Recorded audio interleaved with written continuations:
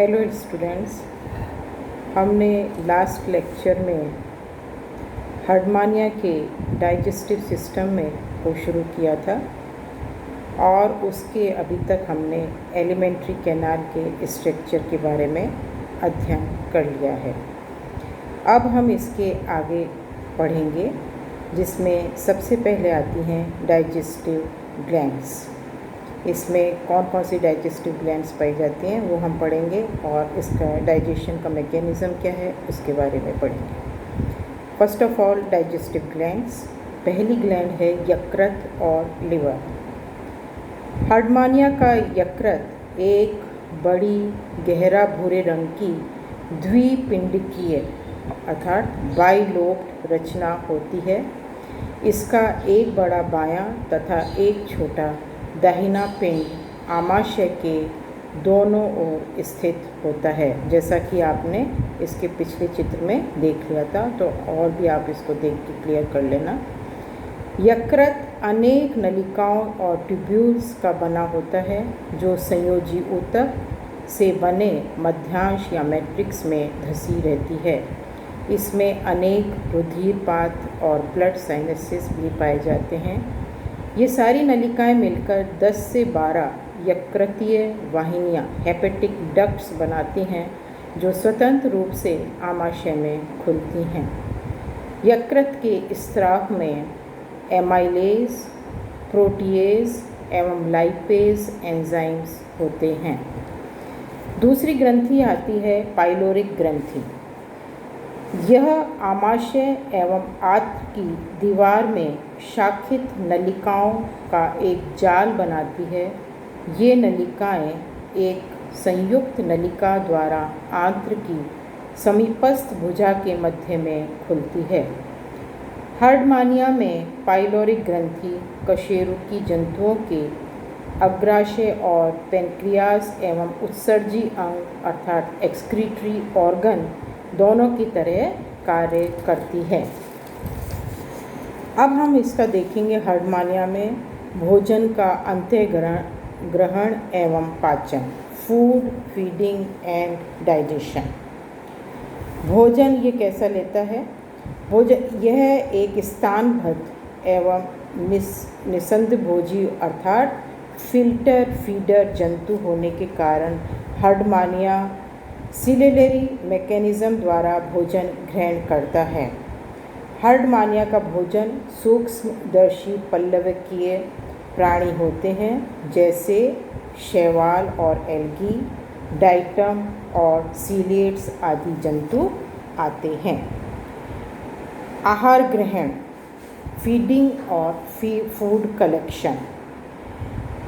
आर्टन के अनुसार हर्डमानिया में स्टिग्मेटा के किनारों पर स्थित पक्षाभों या सीलिया की गति से जल की एक सतत धारा उत्पन्न होती है, जो मुख में प्रवेश करती है। इसी के साथ सूक्ष्म भोजन कण शरीर में आते हैं।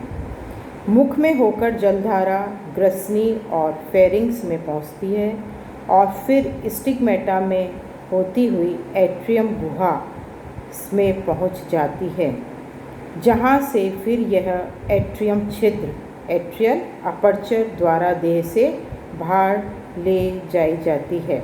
इस सब के हम चित्र पहले देख चुके हैं। ब्रैंकियल स्पर्शक और ब्रैंकियल टेंटिकल्स छलनी की भांति जल को छानकर केवल महीन कणों को ब्रैंकियल कोश ब्रैंकियल सैक में जाने देते हैं, जो अंदर जाकर नीचे पैंदे में बैठ जाते हैं। एंडोस्टाइल की ग्रंथि कोशिकाओं द्वारा बहुत अधिक मात्रा में म्यूकस का स्त्रावण होता है।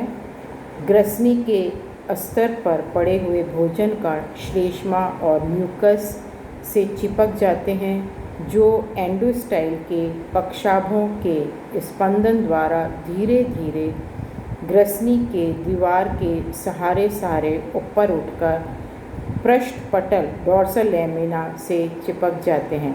मैंने आपको इससे पहले वाले लेक्चर में इसका पूरा डायग्राम समझाया था एलिमेंट्री कैनाल का। तो जो अभी हम बता रहे हैं उस डायग्राम से इसको कोरिलेट करिए और इसको समझिए कि भोजन किस तरह से आगे चलता है एलिमेंट्री कैनाल में। इस प्रकार ऊपर चढ़ता हुआ भोजन एक बेलनाकार संहति सिलेंड्रिकल मास में परिवर्तित हो जाता है।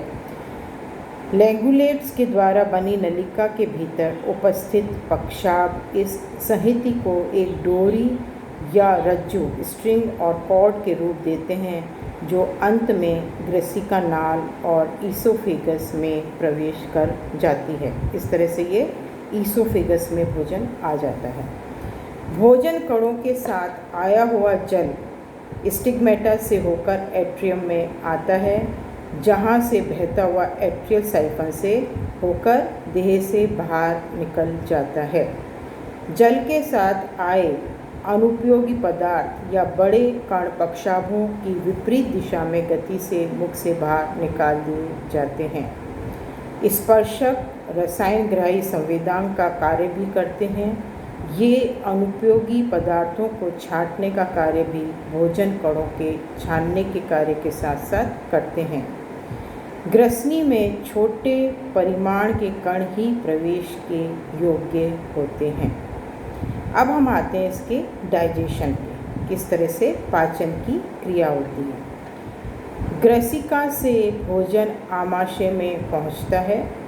आमाशय में भोजन का पाचन यकृत द्वारा स्रावित पाचक रस डाइजेस्टिव जूस के द्वारा होता है। इस स्राव में अनेक एंजाइम्स होते हैं। एमाइलेज एंजाइम स्टार्च को माल्टोज में बदलता है। प्रोटीएज प्रोटीन को अमीनो अम्ल में परिवर्तित कर देता है। लाइपेज वसा को वसीय अम्ल और फैटी एसिड एवं ग्लिसरॉल में परिवर्तित करता है। पाइलोरिक ग्रंथि से स्रावित पदार्थ भी पाचन में सहायक होते हैं, जो अग्राशय की तरह कार्य करते हैं, पैंक्रियास की तरह कार्य करता है। पचित भोजन का अवशोषण आंत्र की सतह से होता है। अपचित भोजन मलाशय में आता है, जो मलाशयी रोमकों द्वारा एनस से अवस्कर में पहुंचता है। अपचित भोजन देह में यकायक होने वाली संकुचन से एट्रियल छिद्र द्वारा लगभग 10 से 12 सेंटीमीटर दूरी तक धकेल दिया जाता है। आरक्षित खाद्य पदार्थ रिजर्व फूड मटेरियल स्टार्च समान कणों के रूप में यकृत, ग्रासनाल, आमाशय एवं आंत्र की उपकला कोशिकाओं में संग्रहित रहते हैं। अब हम आते हैं इसके श्वसन तंत्र और रेस्पिरेटरी सिस्टम पर। हार्डमानिया में विशेष श्वसन अंगों का अभाव होता है। ब्रैंकियल कोश की संपूर्ण सतह पर एवं आंतरिक सतह पर उपस्थित वलन श्वसन सतह रेस्पिरेटरी सरफेस की तरह कार्य करते हैं, जहां रुधिर में उपस्थित कार्बन डाइऑक्साइड एवं जल धारा में घुली ऑक्सीजन का आदान प्रदान होता है। ठीक है, इस जगह पे इसका गैसेस का एक्सचेंजेस होता है। ग्रसनी की दीवार में अत्यधिक रक्त वाहिनियाँ होती हैं। रक्त वाहिनियाँ ऐसे बड़े बड़े क्षेत्र प्रदान करती हैं जिनमें कुछ कार्बन डाइऑक्साइड के बदले ऑक्सीजन ग्रहण कर ली जाती है। हार्डमानिया के रक्त का श्वसन वर्णक ऑक्सीजन का अवशोषण करने में लगभग पूर्णतया असमर्थ होता है। गैसों का विनिमय एट्रियम में भी होता है, जहाँ पर अनेक संवहनी ट्रिब्यूकुली पाए जाते हैं, वेस्कुलर ट्रिब्यूले पाए जाते हैं। टेस्ट में संवहनी एपुला और वेस्कुलर एम्पुले पाए जाते हैं, जो सहायक श्वसन अंगों एसेसरी रेस्पिरेटरी ऑर्गन्स का कार्य करते हैं, जिनके द्वारा टेस्ट की सतह पर श्वसनीय गैसों का विनिमय होता है। तो आज का लेक्चर हम यहीं समाप्त करते हैं। Thank you. Have a nice day, good bye.